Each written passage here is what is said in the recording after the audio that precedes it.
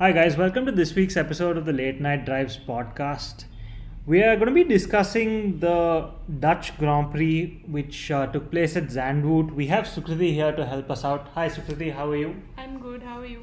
Good, good. What did you think of this race? Do you think it actually matched up to the hype behind it, with the banked corners and the promised action we were promised?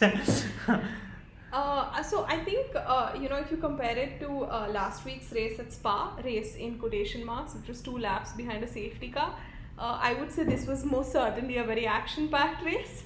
In comparison, Anything compared to that is going to be a more action-packed race. But if you were a Max fan, this was a great race to watch. I think for everybody else, it was a bit of a snooze fest. The most exciting bits of action in this race were the team radio. So that just goes to tell you how exciting this I race would was. also say the first lap. The first lap was extremely exciting. Seeing like 3-4 cars at one time on that Yeah. turn 3 bank Yeah. corner. That I thought was actually really brilliant. Yeah. And Alonso had a phenomenal start to the Grand Prix, making up 3 places, bumping into both Giovinazzi and Ocon on the way. Yeah. You know He how seems to be making a habit of like great opening laps. Yeah, Yeah. but like you said, I think the race itself after that first initial lap was quite a bit boring. I mean, it was more of a train than anybody expected, and it sort of became more about strategy and who was doing what. It was actually more boring than Monaco, which is actually saying something if you ask me. But yeah, so speaking of like the radio messages, what do you make of that radio message from Mercedes to Bottas, on lap 18, where they said, at this pace you won't even interact with the leaders? Yeah, I think Mercedes and Bottas were giving each other farewell gifts in the form of the team radio. So that burn came from Mercedes, and Bottas sort of gave it back with his aborted attempt at the fastest lap towards the end of the race. I mean, aborted again being in like quotation marks, right? Because he went purple. In sector 1 and 2. Yeah. Yeah. And it required another Valtteri James appearance. So yeah. Speaking of team radio, we got the famous message from Hamilton saying that his tires are, disintegrating. I think that was like, 8 laps in, he said, one of Yeah. my tires aren't like going to last. Yeah. And he said that like 7 or 8 times. So it wasn't just once this time around. Yeah, I think this is the most I've heard Lewis Hamilton complain over one race about his car or his race or the tires. There was something or the other he had a constant problem with. Yeah. I'm just shocked he didn't complain about the smoke and lack of visibility also in the car. I don't think he could have done that. I think he was trying to be really supportive of the Dutch fans, given that they were all there for Max. I don't think any driver could come out, and even though they were asked in the post-race conference if the smoke was interfering, I mean, their replies were really politically correct in that sense. Yeah, I mean, you can't expect Max to say the smoke was bothering him, right? Yeah. But anyway, But Max won the race and won, I think, all of our hearts when he asked, is Lewis complaining about something? Yeah, that was over team radio. so Yeah, funny. yeah. Yeah, I think he just over the last 10 laps he pulled out a 5-second lead over Hamilton, Yeah. and he couldn't believe it, I think, himself, and that's what he was wondering about. But yeah, it was kind of hilarious to hear that.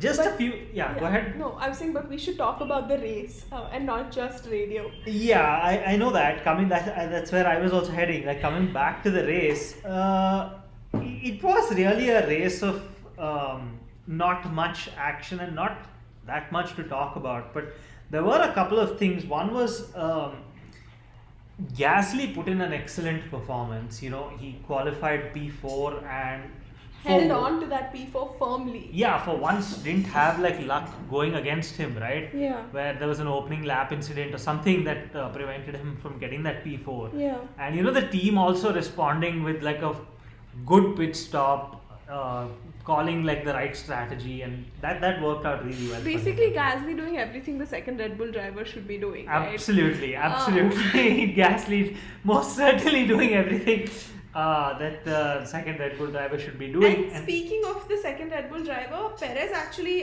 starting from the pit lane, actually managed to overtake a whole bunch of people. Even though he had to pit early because he didn't take good care of his hard tires. Yeah, he flash spotted them trying to overtake Nikita Mazepin, I think. Yeah, he ended up finishing in P8, and by his own words, he could have easily finished in P6. So for a track that was deemed difficult to overtake on, Perez did do a stellar performance with that and actually got voted driver of the day. But I think Perez, his problem is like he does not perform on Saturdays. Yeah. I don't understand why. Like I don't know if he just doesn't have that speed over one lap, but he has that immense confidence in himself that even from like the pit lane he can do something like to make up. I think even when he won last year, at one point he was pretty much in last place, and he like his first race win came from last place to first place. Yeah, last place to first place, right? So I think that's historically how Perez has shown his performance, I suppose, or shown his character, but I don't think it was particularly a great weekend for him. Like through practice, through qualifying, he was really like, I think half a second off the pace of his teammate. And anyway, like you said, the second Red Bull driver showing his pace, which is Gasly. The other person I wanted to talk about was George Russell, who unfortunately missed out in Q3, and then the last, I think, fifth lap from the end, he had to retire his car. So this weekend not really working out so much for him as last weekend did. Yeah. I mean, I think his quali lap and subsequently his like podium finish in Spa was like an exception, but yeah, I think he's somebody that gets it perfect on Saturday and maybe not so much on Sunday. Yeah. So the inverse of Perez. Perez, exactly, right. And again, Giovinazzi had a strong qualifying. He qualified P7. Yeah. But I think he was the loser in that first lap round of overtakes that between him, Alonso, and Ocon. He ended up P10. Yeah, he ended up P10, and again, I don't think he ever got his race going. Ended up having to pit. I think a bunch of times. A puncture. He had a puncture. Right. He had a puncture towards the end of the race, which is why he ended up pitting one more time than was needed. Really necessary. Yeah. But yeah, that really not helping his race, and I think he finished 16th. I'd like to say, just ahead of his teammate who was standing in 14th. He finished just ahead of Kubica, standing in for Raikkonen. Yeah. And I also wanted to speak about Ocon and Alonso. Yeah. Ocon, of course, being a race winner from Hungary. Yeah. And coming onto the radio and saying that he's much faster than Alonso and wanting to sort of claim his position back, only for Alonso to turn around and be like, well, I can be fast. Yeah. I've just been conserving my tires. Yeah, so it's nice to see that healthy bit of rivalry battle between those two teammates. And Alonso actually did manage to finish 3 places ahead of Ocon. Alonso finished P6, overtaking Carlos Sainz on the last lap of the race. Yeah, I mean it's great to see Fernando back to his best, right? Like I think he's extracting the maximum from that Alpine, and you say healthy rivalry, I say Fernando basically saying that, okay, look, this team is still under my control. I'm the number one here. You are still the rookie. You have a lot to learn from me. Yeah. That's what I say he is doing. Yeah. But anyway, and I think the last person that I really want to discuss was Vettel, and how poor of a weekend he had.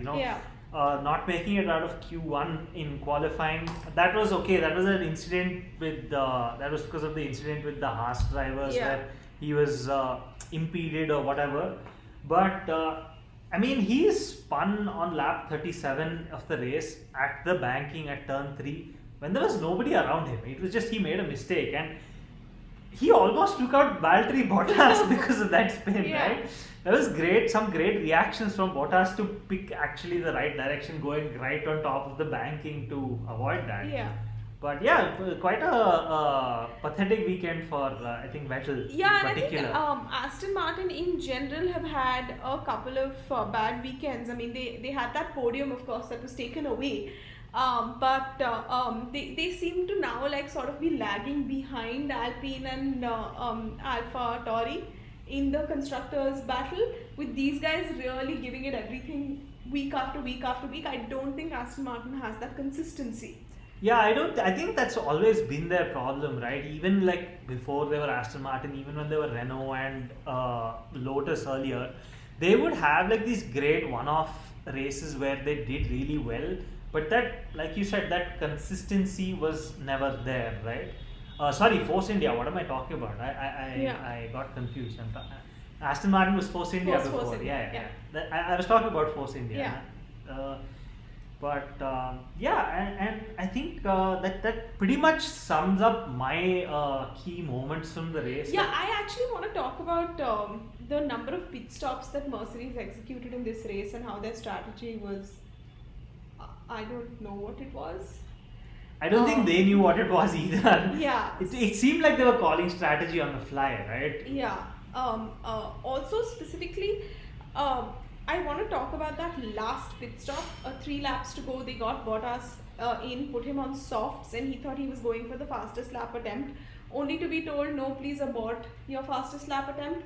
And like all of us, he asked, okay, then what was this pit stop for? And it was apparently, supposedly, because he had been feeling some vibrations, but there were 2 laps to go. He could have gotten to the end, even if he had slowed down, considering Gasly was way behind him and had already been lapped by the race leader.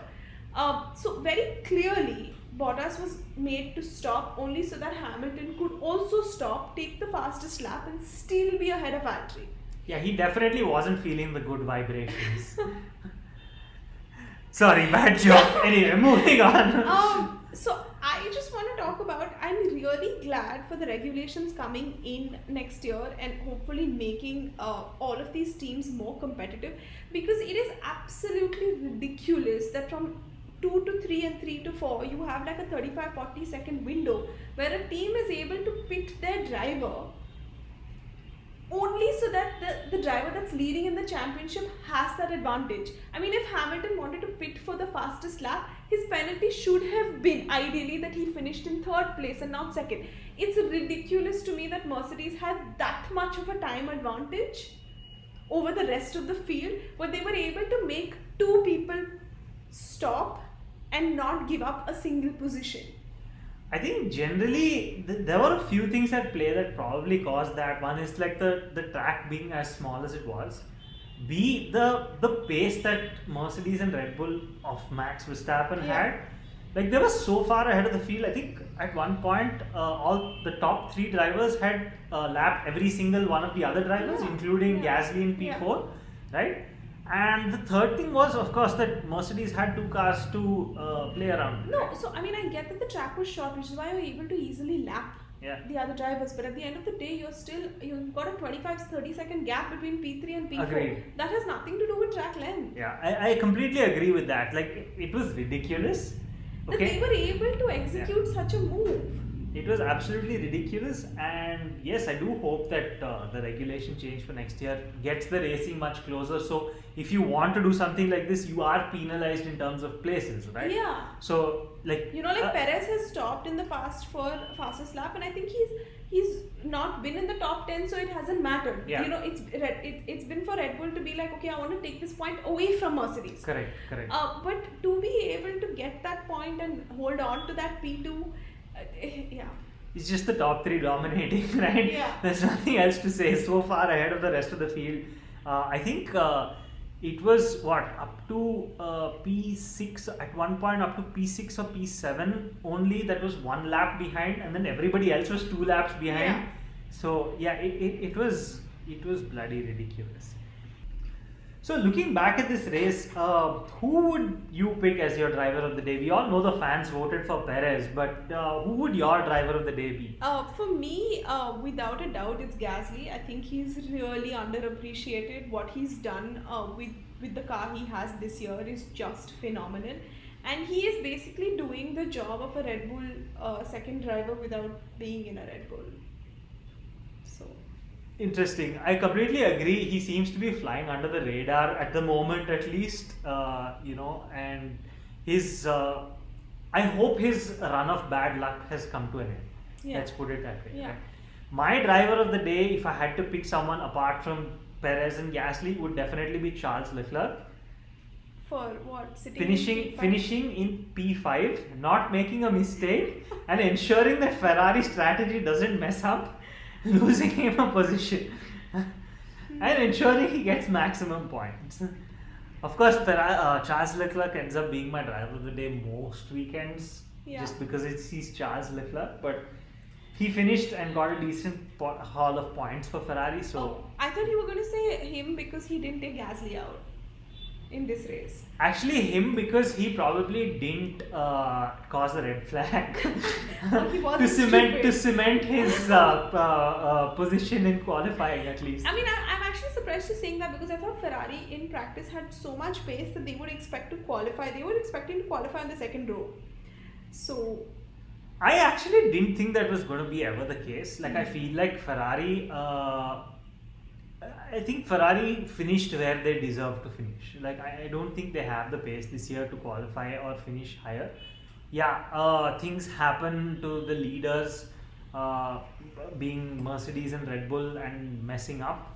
That's when they get like their opportunities to like capitalize on. But generally, I don't think Ferrari has the pace.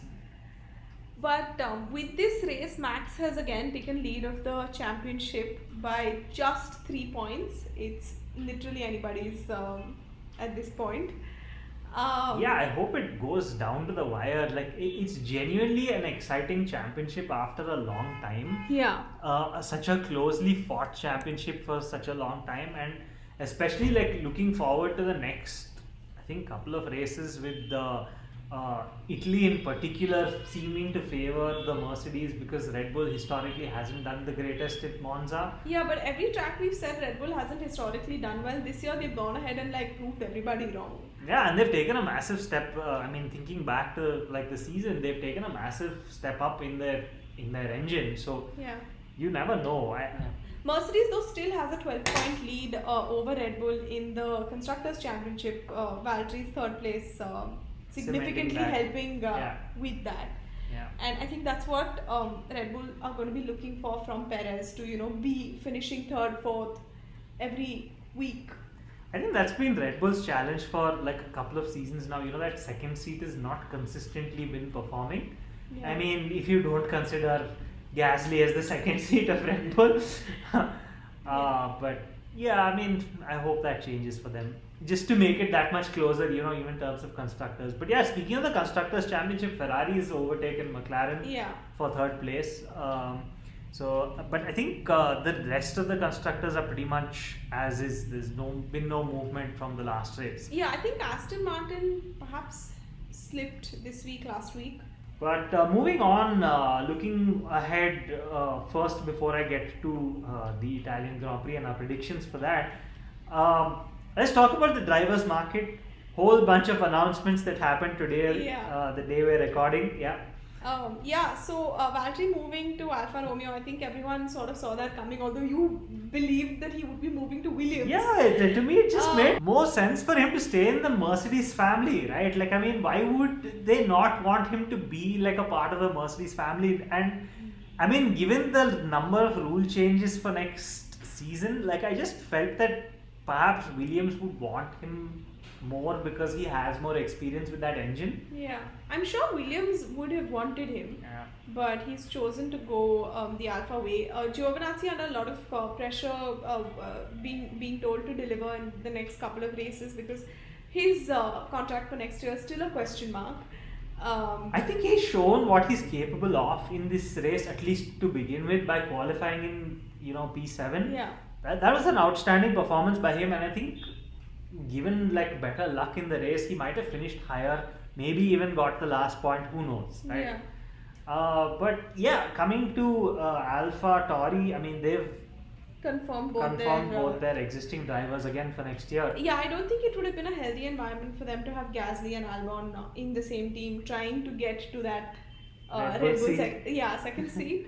So they are giving Yuki a second year. I was quite surprised by that. I know you weren't, but I was honestly quite surprised by that. I think Red Bull can't afford to develop a reputation. I mean, they already have, but I think they don't want to cement that reputation further, saying that they don't give their drivers enough time. Coming to the big news that was probably the worst kept secret on the paddock. Facts. Mr. George Russell, Mr. Saturday moving to Mercedes, being confirmed as Mercedes' second driver, Lewis Hamilton's teammate for next season. Yeah, I'm really looking forward to seeing them race against each other next year. I really hope team orders don't come in the way, and it's going to be really exciting to have Norris at McLaren, two young drivers at Ferrari, and Russell in Mercedes. Really battling it out up front. Yeah. In equal machinery after a while. Yeah. Also, kids, this is why you should never underestimate the importance of a good PowerPoint presentation.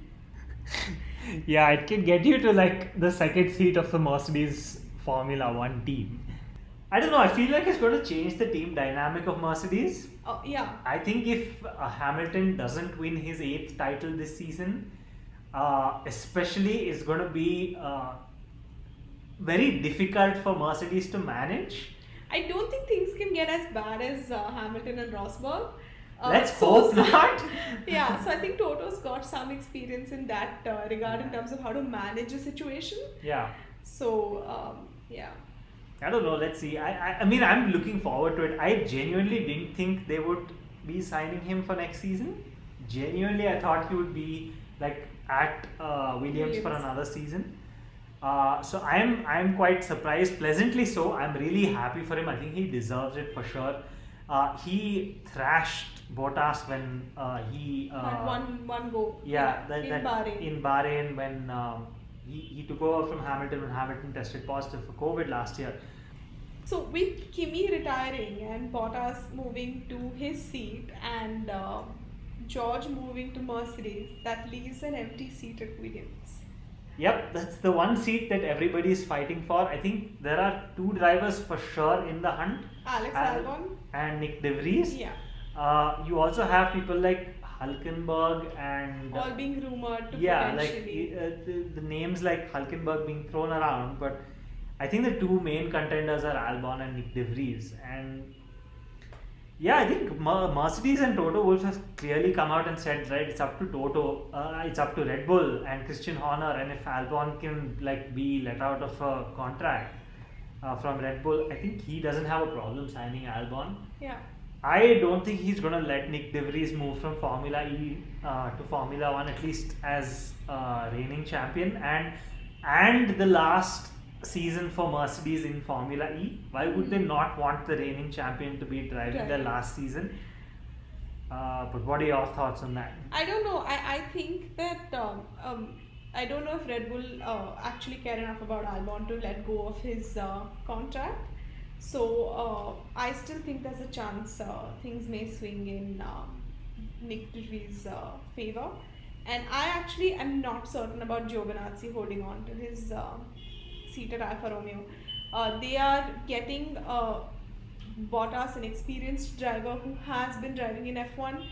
I'm not sure they'll want to hold on. Retain Giovinazzi. Yeah. So Alfa Romeo does have a couple of options. Even if they don't want to retain Giovinazzi, they have Zhou from Formula 2, who's currently leading the Formula 2 championship, and they also have their reserve and test driver Callum Elon. Yeah, and Alex Albon. Yeah, if Alex Albon doesn't get the seat, I think he's going for both, but whatever works, right? I don't think Alfa Romeo is going to take Alex Albon. Somehow, I don't see that working well at all. I think they prefer having one, rookie driver who they can develop. But yeah, let's see how things work out. Yeah. Okay, it's come to that point of the podcast. Sukriti, what are your predictions for Monza and next weekend? I really hope Carlos Sainz gets to win a race, and I really hope his first race win is Monza. So this is not my prediction; it's my deepest hope for Monza. Do I see it coming true? Not really, Yeah. but that's what I want from Monza. Um, Realistically, though, I see Red Bull dominance in terms of Max. Okay. Yeah. I actually don't. I see Hamilton really dominating. I think it's going to be Hamilton, Verstappen, and I'm unsure about P3.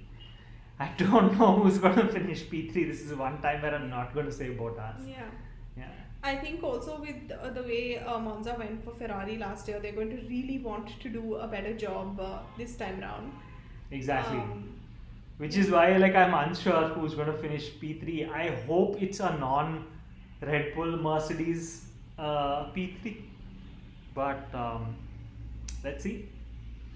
All right, thanks so much for joining us, guys, and listening to this week's podcast. Hope to see you all next time. Thanks so much, Sukriti, also for joining me Thank you. to discuss this race.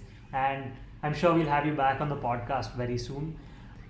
Guys, you can please follow us on our social media channels. That's Late Night Drives on Twitter, L8 Night Drives on Twitter, and Late Night Drives Podcast on Instagram. That's L8 Night Drives Podcast on Instagram to keep up with the latest updates and know when our next episode is going to be out. All right, guys, thank you so much. That's it for me for tonight, and hope you have a great night. Cheers.